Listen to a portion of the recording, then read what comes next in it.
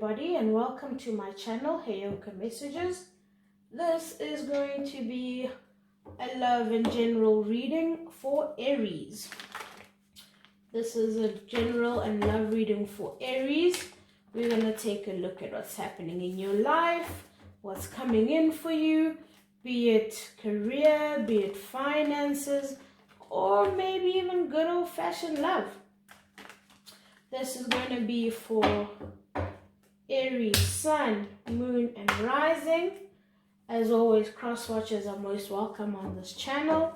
Please feel free to swap around the placements, as I may be picking up on the energy of the cross-watcher. Please don't try to make this fit. It'll either resonate or it will not. Aries. What do we have for Aries? Sorry guys, I just had to ground myself there. What do we have for Aries? We have the Six of Wands, the Seven of Cups, the Devil, the Ten of Pentacles, the World, the Nine of Wands, the Knight of Pentacles, the Seven of Wands, the Queen of Pentacles is the overall energy. Under that we had the Fool. For those of you who are here tuning in for a message of whether or not to do something, the Fool is generally an energy of take that leap of faith, or take that leap and trust that everything is going to work out, if that is the answer you were looking for. Okay, let's get back into this reading. What I'm feeling for you, Aries, is that you're in this energy where in the past things had gone well for you. You were living the good life. You were basically the be all and end all. You were the shit, right? And everybody was celebrating you. It felt like the world revolved around you, right? You were everyone's hero. Everybody wanted a piece of you. Everybody wanted you on their team. But all of a sudden, you're feeling like all of that has vanished, all of that has disappeared. All of that favor and all of those options and choices seem like they have disintegrated. And that's the word I'm hearing, disintegrated, right? You're feeling now like I'm clearly hearing left out in the cold. You're feeling now like it's all a distant dream. It's all something in the past. You're no longer in that energy where you're the shit, right? You're feeling like you've lost your happiness.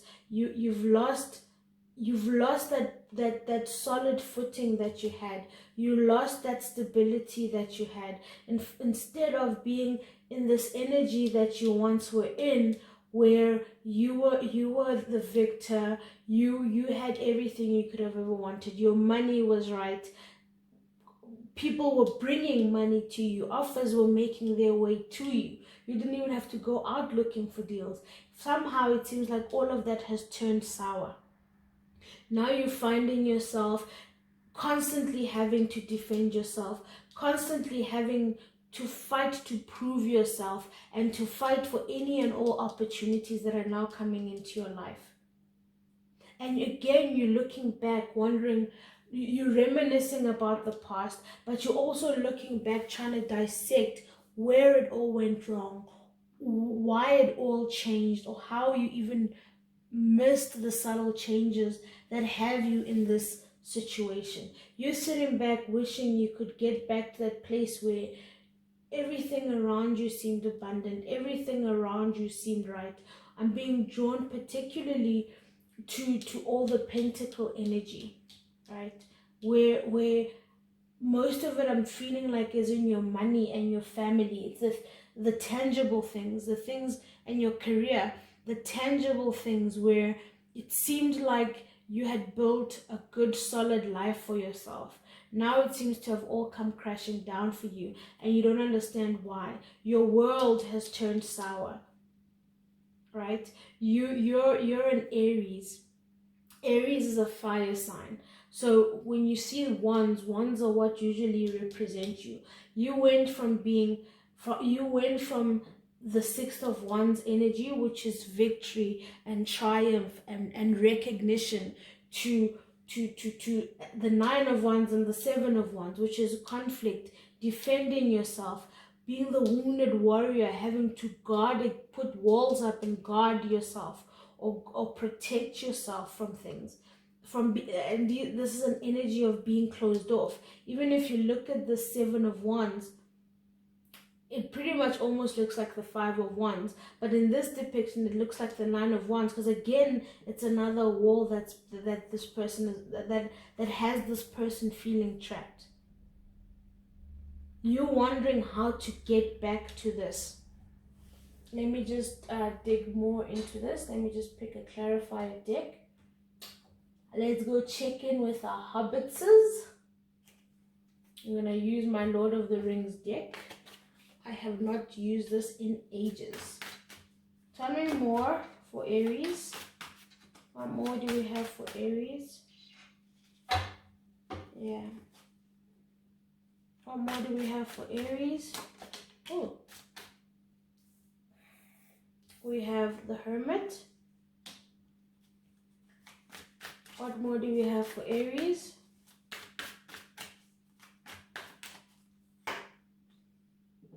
We have the Knight of Swords. One more for Aries. Okay, fine. Two more for Aries. Five of Wands. Remember I mentioned the Five of Wands when I was looking at the Seven of Wands. Anyway, then we've got the Two of Wands.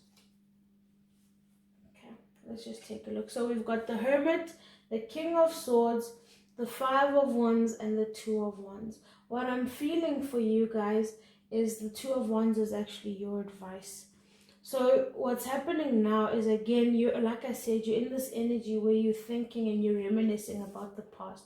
You've basically drawn yourself into a hermit mode where you're quiet, and you've retracted from the world. You've retracted from the world and have gone within. You've put up walls, you've put up barriers to protect yourself because you're feeling rather vulnerable. Right? Even with this axe, look at the size of this axe. You're in that energy of whoever or whatever messes with me while I'm in this state is going to get cut the F down. Right? With this Knight of Swords, I'm again feeling this protective energy, or you've again put up more defenses. This Knight of Swords, they don't have their sword drawn. They actually instead have their shield up and have their spear pointing up. So again, you're still feeling defensive. You're still feeling vulnerable. And even in this Five of Wands, look at that. You're feeling like your hands are tied, like your enemies are closing in. They've got their daggers out, and you're trying to find your way out of that. Yeah. With this Two of Wands that I felt for your energy, with this Two of Wands, I'm being drawn to how, if you look at this, he's in this tree, right? And there's a fire underneath him. The Two of Wands is usually a card of having to make a decision. You'll see it in the traditional tarot where the guy is holding the two wands. What I'm feeling here is step out of the fire, take a step back, and look into your life from a different perspective, which is again that hermit mode, right? But instead of, so take a step back and look at it from the outside. Look at it from a different perspective to try to see if there's anything that you could be missing. And if you look at it like that and you're not thinking from within the fire, maybe you'll see things that you'll think more clearly, you'll think more rationally, you'll go into that energy of the Queen of Pentacles. The Queen of Pentacles is solid.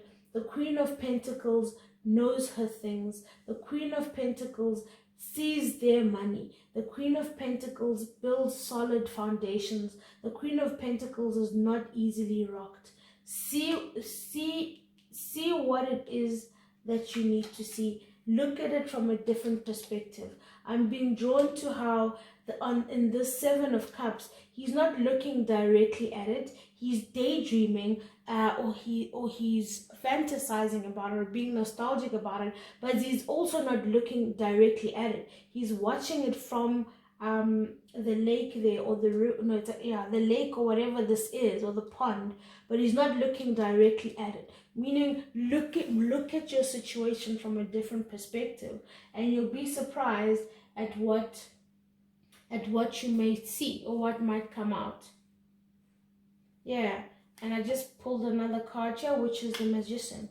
And you'll be manifesting from a different energy, from a different perspective.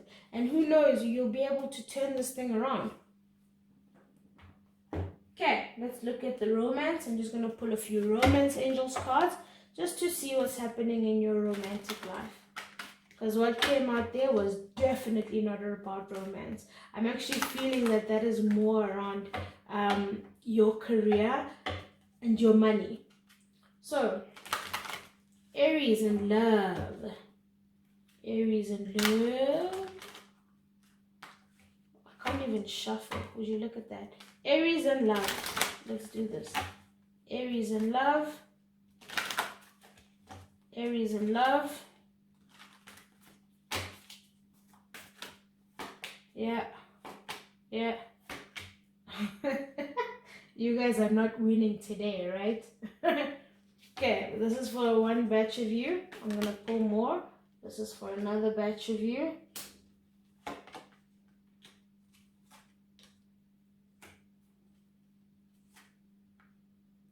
Yeah, okay, sorry.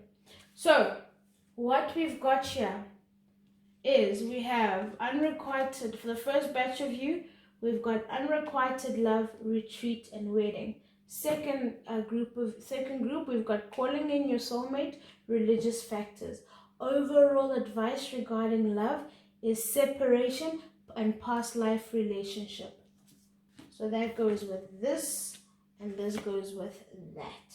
Okay, for some of you with regards to your love life, you're in a situation where you're most likely single. There's two groups of you that I'm feeling with this one. You're either single and you've recently become single because you were in a relationship where you were feeling like it was one-sided, right? You felt like the love is gone. You felt like you love this person more than they did you. And you got into a situation where you decided to try test out that theory, where you decide to pull away, right? You decided to try pull away and see if this person would follow you. You decided to pull your energy away to see if this person would even realize that you pulled your energy away. And unfortunately, this person didn't. And all your dreams came tumbling down because you realized that this relationship that you were in was really dead and gone.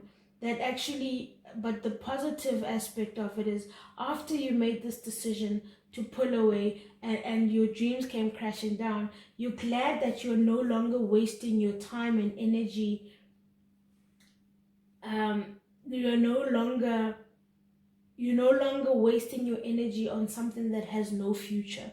You're no longer wasting your time on a relationship that's not going anywhere. And you're actually realizing that this time apart is actually letting you see things from a different angle. Again, that hermit mode. Some of you may have decided to, as part of you cleaning house, or maybe this person started acting distant after you started running into money problems or problems at work. That's when everything is now coming into perspective, that the life you thought you were living and the relationships you thought you built were not really built on, I'm hearing that that kindergarten song of, don't build your house on a sandy land. Don't build it too near the shore. Well, it may look kinda nice, but you have to build it twice. Yes, you have to build your house once more. You know the rest. That's what I kept hearing. So you're learning that lesson really hard. That's for this first group of you. But on the bright side, I am feeling like this separation, or you pulling away and going into that hermit mode, is probably the best decision that you could have ever done for yourself as well, because you're finally seeing everything in your life for what it really truly is. For this second lot of you, you're in that situation where you're vibrant and you're exuding this energy and this aura of beauty and happiness and just being content. As I tap into this energy, I'm just smiling for no reason. Like, I'm smiling from ear to ear and I don't know why. You're in this energy and you're feeling, I'm feeling like you're feeling like God's hand is on your life. Like, you're feeling like you've been kissed by God. God's kindness and abundance has touched you. You're feeling blessed and you're glowing. Look at how this woman is just glowing. Like, she's just radiant. She's beautiful, isn't she? And as a result, you feel like your higher power, spirit, whomever it is or whatever it is that you believe in to be your higher power, is blessing you and is attracting or calling in your soulmate. And when you see this person and when you finally get to run into this person, they're gonna feel like a soulmate or somebody you've met before. And I'm not saying this is gonna be an ex, and it very well, yeah, I'm not saying that this is an ex, it could be an ex, but I'm feeling mostly that this is a new person. When you meet them, you guys won't be able to stop staring at each other, because something about this person is going to feel so familiar to you. Something about this person is going to feel like home. When you see this person, and even when you start really truly talking, it's going to feel so good. It's going to feel so comfortable. It's not going to feel labored. It's not going to feel forced. It's just going to feel right. You're both going to find yourself saying things that you've never told anybody else before, and you're gonna leave that interaction going, what the hell happened? Why did I spill my guts to this person? You're gonna feel like you've let this person see a part of you no one has ever really seen before. Yeah, you're gonna let them in on some things that you've only told God about or your higher powers about. And it's gonna freak you out, but in a good way, because you're gonna when you walk away from this encounter, you're gonna feel so much lighter. Yeah, you're gonna feel so much lighter. You're gonna feel like you just had this long bear hug that made you with someone telling you it's gonna be all right. You're safe now. You're in good hands. Oh man, that's so sweet. Oh, I want that hug. Anyway, Aries, I hope that made sense, because that was just like an overload of information. And it's still coming. But anyway, that has been your reading. I love you. Bye.